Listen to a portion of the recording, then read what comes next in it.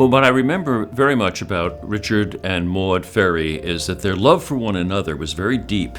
And because of that, they had so much love between the two of them, it had to go somewhere else as well. And it just overflowed. And that's what all of us have benefited from. Maude and I were married for 65 years before she passed away in September 2021. Maude was a matriarch extraordinaire who had a long and lasting gift of love for all those who walked in her pathway. She was a devoted wife, mother, grandmother, great-grandmother, and friend, with a big and generous heart. She lived her life with grace and elegance and was a strong and beautiful role model for all who knew her. I think they were motivated very much by something that the letter of St. Peter says, do good for others while you have the time. I think that they had a sense of urgency about what they wanted to do, as well as a targeted sense of what they wanted to do. Since I've been connected with Catholic education, I've had the same message continually, and that is Catholic education is a gift for a lifetime. But I think we have an advantage now to bring more families into Catholic education, and I think that's going to happen. My wife, Maddie, and I have a 1-year-old, my grandfather's 4th great-grandchild.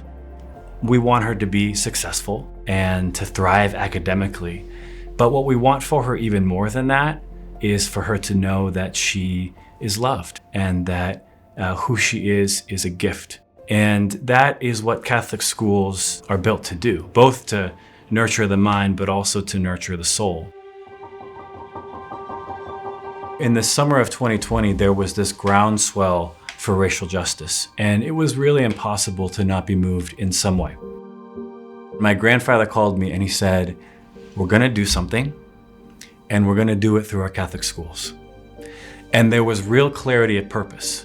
But I was very lucky because at that same time, Fulcrum were writing in public about their commitment to making a response and doing it through our Catholic schools. Richard is deeply kind and is just a man who really lives by his values. You know, he made a call to say in the summer of 2020, we have to support our Black and brown sisters. We cannot sit idly. Have a deep appreciation for his understanding of how he could be part of the solution to make sure, again, that every single family and every single kid feels that sense of belonging when they walk into their Catholic school.